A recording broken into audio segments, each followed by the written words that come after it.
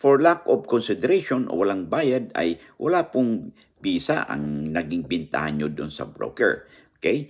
At kayo ay mananatili pa rin na siyang magmay-ari doon sa lupa. So ito ay ground for the cancellation or the rescission of the contract na inyong nasigawa doon sa broker. Hinggil naman doon sa karatig na lupa, no, na may-ari ng lupa na nakunan kayo ng 400 square meters, ay mayroon pa rin kayong cause of action para makuha po ninyo ang 400 square meters o mabayaran kayo kasi kayo pa rin yung may-ari dahil ang ginawang bentahan doon sa broker ay null and void o walang or hindi valid. Kung kaya ang ownership nito ay nasa inyo pa rin. Dahil kayo pa rin yung may-ari ay meron kayong cause of action o karapatan upang mabayaran o mabawi ito, no? Kung ayaw mang ibigay, makipag-ugnayan kayo sa lawyer for filing ng kaso sa korte.